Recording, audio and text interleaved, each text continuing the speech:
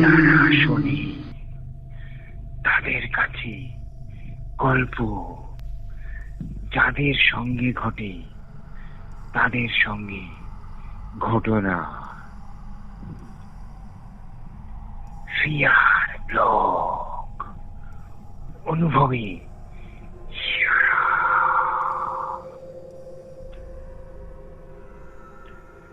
জঙ্গলের ভেতর একটা অজানা দেবীর মন্দির, পাশেই কবরস্থান। একটা চার্চও আছে সেই কবরস্থানের পাশে। চার্চের ঘড়িটা ঢং ঢং আওয়াজ করে জানিয়ে দিল রাত গভীর হচ্ছে। অজানা দেবীর মূর্তি দেখলে যে কোনো কারোর শরীর দিয়ে ঠান্ডা শিহরণ খেলে যায়। কে সেই দেবী কেউ জানে না। এই দেবীর পুজো কারাই বা করত, কোন সময় হতো কেউ জানে না। রাত বাড়লেই রাতের পেঁচা, বাদুড়, ঝিঝি পোকা এরা জানিয়ে দিতে থাকে রাতে অশুভ শক্তির আগমন ঘটছে। নমস্কার বন্ধুরা, ফিয়ার ব্লকে আপনাদের স্বাগত। আমি রূপম চক্রবর্তী, সঙ্গে সাউন্ডে আছে সমীরণ রায়। প্রথমে বলে রাখি, আমাদের কাছে ঘটনা পাঠাতে গেলে কিভাবে পাঠাতে হবে। আমাদের মেল আইডি রয়েছে যেখানে আপনারা ঘটনা লিখে পাঠিয়ে দিতে পারেন। আমাদের হোয়াটসঅ্যাপ নম্বর রয়েছে যেখানে আপনারা ঘটনা লিখে পাঠিয়ে দিতে পারেন। আমাদের ফেসবুক পেজও রয়েছে, সেই ফেসবুক পেজেও আমাদেরকে কাছে ঘটনা পাঠিয়ে দিতে আপনারা পারেন ফেসবুক পেজে লিখে আপনাদের জীবনে ঘটে যাওয়া সত্যি ঘটনা। তো শুরু করছি আজকের ফিয়ার ব্লগ। ফিয়ার ব্লগ আজকের যে ঘটনাটা যে আমাকে লিখে পাঠিয়েছে তার নাম উদয়ন মাল। ও ছিল গ্রামের ছেলে। তো আমাকে বলেছে যে দাদা, আমি ছোটবেলা থেকেই পড়াশোনায় খুব ভালো ছিলাম, বিশেষ করে অঙ্কতে খুব ভালো ছিলাম। উচ্চ মাধ্যমিক পাশ করার পর ও অঙ্ক নিয়ে কলেজে ভর্তি হলো। থার্ড ইয়ারের যখন রেজাল্ট বেরোলো তখন ওর অঙ্কের মার্কস আসলো 98%। ওর বাবা জিজ্ঞেস করলো, তাহলে এখন কি করবি? ও তখন বলল যে আমি বড় কলেজে প্রথমে অঙ্ক নিয়ে মাস্টার্স করব, তারপরে অঙ্ক নিয়ে পিএইচডি করব। ওর বাবা বললো, তাহলে কোথায় পড়বি? ও বলল, আমি যাদবপুর ইউনিভার্সিটিতে পড়তে যাবো বাবা। ওর বাবা রাজি হয়ে গেল। তো ও আমাকে বলেছে যাদবপুর ইউনিভার্সিটিতে যখন ও আসলো, ওর যে রুমটা ছিল সেই রুমের মধ্যে আরো দুজন ছিল ওর রুমমেট। ওই দুজন রুমমেট ওরা শহরের ছেলে আর ও গ্রামের ছেলে, তাই 2-3 মাস ওর একটু মানিয়ে নিতে খুব অসুবিধাই হয়েছিল। তারপরে এতটাই বন্ধুত্ব হয়ে গেল ওদের সঙ্গে যে ওরা দুজন ওর বোজম ফ্রেন্ড হয়ে গেল। এইভাবে চলতে লাগলো। একদিন সন্ধ্যের সময় ওর কাছে একটা ফোন, ও ফোনটা তুলে দেখলো যে ওর বাবা ওকে ফোন করেছে। বলছে, তোকে তো এখন বাড়ি আসতে হবে রে, তোর দিদির বিয়ে ঠিক হয়েছে। তখন ও বললো, ঠিক আছে আমি তাহলে চলে আসবো। ফোনটা রেখেই ওর যে দুজন বন্ধু তাদেরকে বললো, দেখ আমি তো আমাকে বাড়ি যেতে হবে, তোরা আমার সঙ্গে চল, আমার দিদিরও বিয়ে আছে, আমরা দিদির বিয়ের 5 দিন আগে যাব, বউ ভাত ছেড়েই তার পরের দিন আমরা ফিরে আসবো। ওরা ওর কথা শুনে রাজি হয়ে গেল। ওরা গেল ওদের বাড়িতে, সেই গ্রামে। সেই গ্রামে যাওয়ার পর সেই দিন রাত্রিবেলা, যেদিন ওরা গেল সেই দিন রাত্রিবেলায় ওর বাবা একটা আশ্চর্যজনক কথা বলল, ওই যে জঙ্গলের ভেতরে যে অজানা দেবীর মন্দির আছে, কেউ জানে না এই দেবী কে। সেই মন্দির থেকে নাকি রাত গভীর হলেই একটা চিৎকার ভেসে আসে এবং একটা ভয়ার্থ মন্ত্রের উচ্চারণ ভেসে আসে। সেই মন্ত্র শুনলে যেন লোকের শরীর দিয়ে ঠান্ডা শিহরণ খেলে যায়। কিন্তু গ্রামে কিছু চৌকিদার আছে, গ্রাম পাহারা দেয় রাত্রিবেলা। তারা চতুর্দিকে খুঁজেও কাউকে দেখতে পায় না। মন্দির চত্বর পুরো শুনশান। রাত্রিবেলা কালো চাদরের আস্তরণে মন্দির চত্বর অন্ধকারে ডুবে যায়। একটা ভয়াবহ পরিবেশের সৃষ্টি হয় সেই মন্ত্র উচ্চারণের সময়। ওদের খাওয়া দাওয়া শেষ হলো। ও আরেকটা কথা আমাকে বলেছে যে, দাদা, আমরা যখন ছোট সময় জেদ করতাম তখন মা বলতো, বাবা বলতো, তাড়াতাড়ি জেদ থামা, কালু ডাকাত আসবে। আমি সেই কথাটা সেদিনই বাবাকে জিজ্ঞেস করলাম, আচ্ছা বাবা, তোমরা যে এরকম বলতে কালু ডাকাত আসবে, শুধু তোমরা তোমরা না, সবাই বলতো কালু ডাকাত আসবে, সবার মুখে আমরা শুনতাম যে কালু ডাকাত আসবে, এই কালু ডাকাতটা কে? তখন ওর বাবা বলল, কালু ডাকাত দুর্দণ্ড প্রতাপ এক ডাকাত ছিল। এর যন্ত্রণায় গ্রামের মেয়ে বউরা বাড়িতে শান্তি মতন থাকতে পারত না। রাত্রিবেলা তুলে নিয়ে যেত এবং শারীরিক নির্যাতন করে খুন করে ফেলত এবং প্রচুর লুট করত, ঘর পুরো ফাঁকা করে দিয়ে চলে যেত। এরকম চলতে লাগলো। আমরা অনেক পুলিশের কাছে গেছি, অনেক কিছু করেছি, কিন্তু কিছুতেই কেউ কিচ্ছু করতে পারেনি। এই কালু ডাকাত হঠাৎ করে একদিন শোনা গেল যে কালু ডাকাত মারা গেছে। আমরা সবাই গেছিলাম দেখতে। গিয়ে দেখি এই কালু যে নাম, উনি ছিলেন ডাকাতের সর্দার। গিয়ে দেখি কালু ডাকাত তো মরেছেই এবং ওদের যে সাঙ্গপাঙ্গ আছে তারাও মরে পড়ে আছে, কিন্তু আজও আমরা জানতে পারিনি যে এই ডাকাতরা কি করে মারা গেল। তা ওরা ঘরে চলে আসলো ওর বন্ধুদেরকে নিয়ে। ওর বন্ধুরা বলছে, তুই তো কোনোদিন বলিস নি রে ভাই, তোদের গ্রামের জঙ্গলে এরকম অজানা দেবীর মন্দির আছে, দেখলে ভয় লাগে। তখন ও একটু হেসে বলল, আর কি বলবো, এগুলো এগুলো তো অনেক জায়গাতেই আছে, আর কি বলবো, ছাড় বাদ দে। তখন ওর বন্ধুরা শহুরে ছেলে, ওর বন্ধুরা বলছে, না ভাই, আমরা আমাদের দেখাতে হবে তোকে, আমরা যাব দেখতে, দেখি কি হয় ওখানে গেলে পরে, কিসের এত ভয় তোদের। ও অনেকবার না করলো, তোরা যাস না, তোরা যাস না। ওরা কিছুতেই শুনবে না। না, আজকে রাত যাচ্ছি না, আগামীকাল রাত্রিবেলা আমরা যাব। বলছে, ওখানে যাস না, ওখানে মন্দিরটারও ভীষণ বদনাম আছে, পাশে একটা কবরস্থান, সেই কবরস্থানেরও বদনাম আছে, এবং চার্চও আছে একটা। চার্চেও এখন আর কেউ থাকে না, জানিস তো, ওটাও নাকি এখন ভুতুরে চার্চ হয়ে গেছে। তখন ওরা শহরে থাকে, ওরা বলছে, না, আমরা এসব ভূত টুত এসব বিশ্বাস করি না, প্রেতাত্মা, আমরা যাব, গিয়ে দেখবো কি হয়। খুব বারবার না করা সত্ত্বেও ওরা গেল ওখানে। পরদিন রাত্রিবেলা বাড়িতে কাউকে কিছু জানালো না, না জানিয়ে চলে গেল।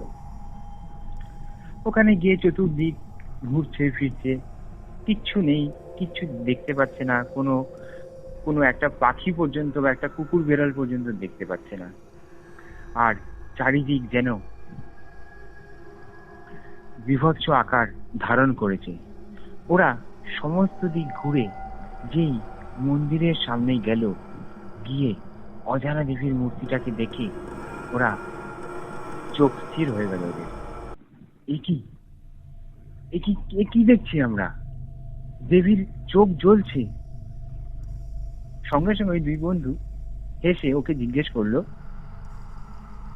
কিরে, তোদের দেবীর চোখে কি টুনি লাইট লাগানো নাকি রে? ও তো আলো ঠিক আছে, এক কাজ কর, এই লাইট তো নিয়ে যা, এই লাইট তো নিয়ে গেলে তোর দিদির বিয়েতে কাজে লাগবে, ভালো আলো দিচ্ছে। এই নিউরা এরা কি ভাবলামও করছে, কিন্তু ও বারবারই বলছে, ভাই, এটাকে নিয়ে আর কি করিস না, তোরা আর কি করিস না। কে কার কথা শুনি? ওরা আর কি করতে করতে হঠাৎ করে বললো, ঠিক আছে বস, আমরা এখানে বসে কিছুক্ষণ গল্প করি। যার বাড়িতে ওই দুই বন্ধু গেছিল, ও একটু দ্বিধাগ্রস্ত হয়েও ও বসলো। তাও এবার বসে বসে ওরা গল্প করছে। একটা মন্দিরের ভেতরে একটা 60 পাওয়ারের বাল্ব জ্বলছে। হঠাৎ করে দেখছে পরিবেশটা বেশ ঠান্ডা ছিল, হঠাৎ করে একটা দমবন্ধ হয়ে আসছে। চারিদিক শুনশান, কোনো দিকে কোনো কিছু আওয়াজ শোনা যাচ্ছে না। ঝিঝি পোকাদের ঝিঝি ডাক, একটা অন্যরকম পরিবেশ। হাওয়া আসছে, কোথা থেকে হাওয়া আসছে কেউ জানে না, কিন্তু হাওয়াটাও যেন ঠান্ডা না, গরম হাওয়া। হঠাৎ করে বাদুড়ের আওয়াজ জানিয়ে দিতে থাকলো ওদেরকে যে এখন অশুভ শক্তির আগমন ঘটছে। ওরা উঠে দাঁড়ালো। বাদুড়ের আওয়াজটা একটা অদ্ভুত ধরনের। ওরা সেই আওয়াজটা ফলো করে গাছের নিচে গিয়ে দাঁড়ালো। শুধু কিছু দেখতে পেল না, কিন্তু শুধু শুনলো বাদুড়ের দানা ঝাপটানোর আওয়াজ। ওরা চতুর্দিকে তাকালো, একদিকে দাঁড়িয়ে আছে, ওরা চতুর্দিকে তাকাচ্ছে। হঠাৎ করে সেই চার্চের থেকে ভেসে আসলো একটা ঢং ঢং আওয়াজ। ঘড়িটা যেন জানিয়ে দিল এখন রাত 12টা। চারিদিক কুয়াশা ঘেরা পরিবেশ, রাতের কালো আঁধারের চাদর চারিদিক বিছিয়ে আছে। সবাই ঘুমের দেশে আচ্ছন্ন হয়ে গেছে। স্বপ্নপুরীতে বিরাজ করছে গোটা গ্রাম এবং গোটা জঙ্গল। হঠাৎ করে ওরা শুনতে পেল সেই বীভৎস মন্ত্র উচ্চারণ। এই মন্ত্র উচ্চারণ কোথা থেকে আসছে? এক একটা লাইন বলছে যেন শরীর থেকে বিদ্যুতের মতন শিহরণ চলে যাচ্ছে, শির দ্বারা দিয়ে ঠান্ডা স্রোত বয়ে যাচ্ছে। এ কি বীভৎস মন্ত্র উচ্চারণ! ওরা মন্দিরের চতুর্দিক ঘুরল, কিন্তু কোথাও কিচ্ছু নেই। সঙ্গে সঙ্গে ওরা গিয়ে মন্দিরের ভেতরে দাঁড়ালো। ভেতরে দাঁড়িয়ে এক জায়গায় দেখছে, যেখানে ওরা দাঁড়িয়ে আছে সেই জায়গায় কিছু ইট পাতা এবং ধক ধক আওয়াজ করছে। মনে হচ্ছে ভেতরটা যেন ফাঁপা। ওরা দুবার পা দিয়ে আঘাত করলো, দেখছে হ্যাঁ ঢক ঢক আওয়াজ করছে। ওরা সঙ্গে সঙ্গে ইট পুরো সরালো, সরিয়ে দেখছে বিশাল একটা কাঠের পাটাতন আলাদা করে লাগানো। ওরা সঙ্গে সঙ্গে তিনজন মিলে কাঠের পাটাতনটা খুলে দেখলো একটা সুড়ঙ্গ পথ। সেখান দিয়ে একটা সিঁড়ি নেমে গেছে। সুড়ঙ্গ পথটা অন্ধকারে একদম নিশ্চিহ্নের মতন লাগছে, যেন কিচ্ছু নেই ওখানে, দেখা যাচ্ছে না। ওরা কোনো মতে সিঁড়ি দিয়ে নামতে আরম্ভ করলো। ওরা যত সিঁড়ি দিয়ে নামছে তত মন্ত্রের আওয়াজ ওদের কানে পরিষ্কার হতে লাগলো। ওরা কোনো মতে আস্তে আস্তে আস্তে সিঁড়ি দিয়ে নামলো। নেমে একটা জায়গায় আড়াল করে দাঁড়ালো। ওরা সামনে যা দেখছে ওদের নিজের চোখকে ওরা বিশ্বাস করতে পারছে না। দেখছে একজন টাক মাথা বিশাল চেহারার এক লোক কালো কাপড় জড়িয়ে বসে আছে। আর অদ্ভুত ভাবেই মন্দিরের উপরে যে অজানা দেবী ছিল, যার চোখ জ্বলছিল টুনি বাল্বের মতন, সেই দেবীর মূর্তি ওখানেও রাখা। সামনে ওই লোক বসে যজ্ঞ করছে আর গগনভেদী চিৎকারে মন্ত্র পড়ছে, এবং বেশ কিছু লোক তারাও কালো কাপড় পরা তাকে ঘিরে বসে আছে। ওরা দেখছে কি হতে চলেছে, কি হবে এখন, কিচ্ছু বুঝতে পারছে না। হঠাৎ করে ওরা শুনল, মা দেখা দে, দেখা দে, আমায় দেখা দে। কিন্তু এই মা কে? হঠাৎ করে সবাই মিলে বলে উঠলো যজ্ঞের পাশে যারা বসেছিল, পিশাচিনী মা আমাদেরকে দেখা দে, আমাদেরকে দেখা দে, পিশাচিনী মা আমাদেরকে দেখা দে। ওরা বুঝতে আর বাকি রইল না ওদের যে এই আর কেউ না, এই দেবী হচ্ছে পিশাচিনী দেবী। ওরা তাও দাঁড়িয়ে রইল যে কি হয় শেষ পর্যন্ত দেখে তারপরে যাব, যা হয় হোক আমাদের, আমরা দেখে প্রত্যক্ষ করে তারপরে যাব। এরপরে ওদের কানে যে কথাটা ভেসে আসলো সেই কথাটা ওরা শোনার জন্যে প্রস্তুত ছিল না। জোরে জোরে মন্ত্র উচ্চারণ করছে সেই লোকটা।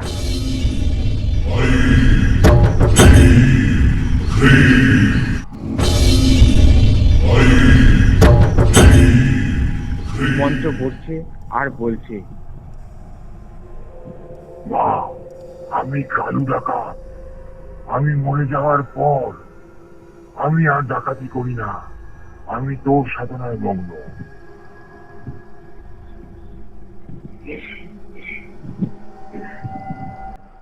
তুই আমায় দেখা দে, আমাকে দেখা দে মা, আমায় দেখা দে। সে বিভৎস সেই চিৎকার, সেই চিৎকারে ওদের কানের পর্দা ফেটে যাওয়ার জোগাড়। ওরা যেন এই জিনিস শোনার জন্য প্রস্তুত ছিল না।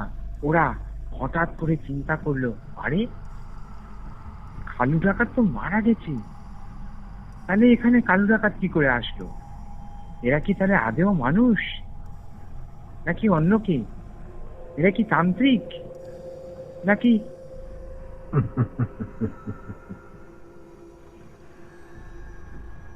ওরা দিক বিদিক জ্ঞান শূন্য হয়ে ওখানে চুপচাপ দাঁড়িয়ে রইল, যেন দাঁড়াতে পারছে না, পা যেন টেনে নিয়ে আসছে।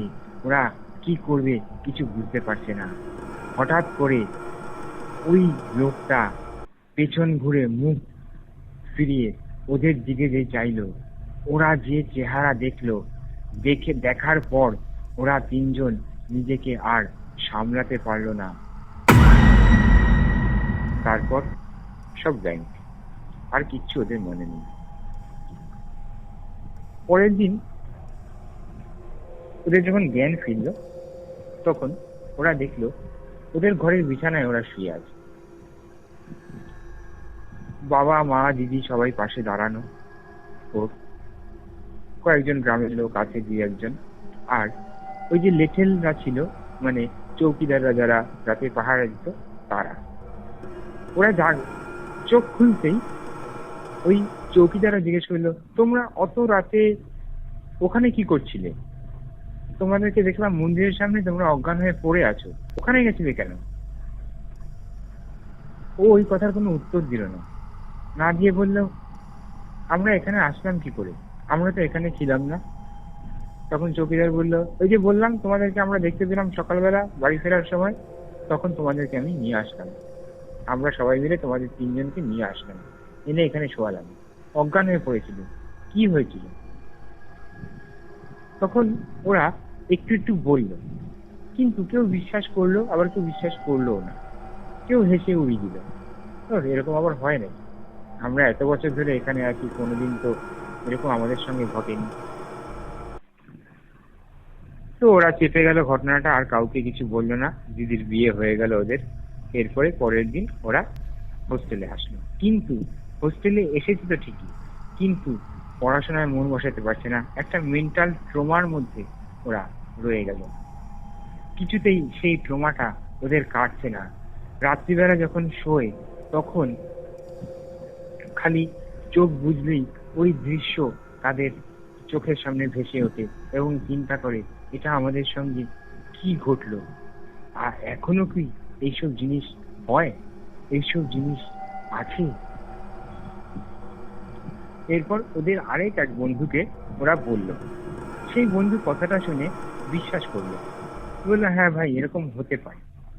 তা আমি একটা, তোরা তো ট্রমার মধ্যে আছিস, তোদেরকে দেখে বোঝা যাচ্ছে, একটা কাজ করছি, আমার কাছে একজন সাইকিয়াট্রিস্টের নাম্বার আছে, তার নাম্বার আমি তোদেরকে দিচ্ছি, তার সঙ্গে একটু কনসাল্ট কর। তো ওরা নাম্বার নিয়ে সেই সাইকিয়াট্রিস্টকে ফোন করলো। তা ফোন করে ডেট নিল, গেল সাইকিয়াট্রিস্টের কাছে, গিয়ে সমস্ত কথাবার্তা বললো। সাইকিয়াট্রিস্ট সমস্ত শুনে টুনে ওদেরকে 1 মাসের কাউন্সিলিং করলো তিনজনকে। তা ও বলেছে, দাদা 1 মাস পরে আমরা সুস্থ হয়ে গেলাম, এখন আমি পিএইচডি করছি, আমার এক বন্ধু সাংবাদিক, যে আমার দুজন বোজম ফ্রেন্ড ছিল তার মধ্যে একজন সাংবাদিক, আরেকজন স্কুল টিচার। ওরা চাকরি করছে, আমি এখনো পড়াশোনা ছাড়িনি, আমি পিএইচডি করে যাচ্ছি। তো ভালো যদি লাগে দাদা, তাহলে তুমি এই ঘটনাটা তোমাদের চ্যানেলে দিও এবং ফিয়ার ব্লকের ফ্যামিলির সঙ্গে শেয়ার করো। এই ছিল আজকে আমার ঘটনা দাদা, নমস্কার, ভালো থেকো। তো আমিও আজকে এই ঘটনাটা পড়ে আমি যখন রাত্রিবেলা ঘটনাটা রেকর্ডিং করছিলাম, তখন আমারও গায়ে কাটা দিচ্ছিল যে আজকালকার দিনেও এরকম ঘটনা ঘটতে পারে। একদম যে ঘটে না তা না, এখনো এরকম ধরনের ঘটনা ঘটে। তাই বন্ধুরা, আজকে ফিয়ার ব্লগ এখানেই আমি শেষ করছি। যদি ভালো লেগে থাকে তাহলে সাবস্ক্রাইব করো, শেয়ার করো, বন্ধুদের মাঝে পাঠিয়ে দিও, সাবস্ক্রাইব করে দিও। আরো ভালো ভালো ঘটনা, ভয়ের ঘটনা, আরো ভালো ভালো ঘটনা আসবে, যেগুলো তোমরা যাতে মিস না করো। তাই জন্য বারবার বলছি, তোমরা ঘটনাটা শুনে সাবস্ক্রাইব করে দিও। এবং তোমরা অনেকেই শোনো, আমি বুঝতে পারি, কিন্তু সাবস্ক্রাইব করছো না। প্লিজ সাবস্ক্রাইব করে দিও, তাহলে পরের ঘটনাগুলো আর মিস হবে না। আজকে এই পর্যন্তই। নমস্কার, শুভরাত্রি, সুস্থ থেকো, ভালো থেকো।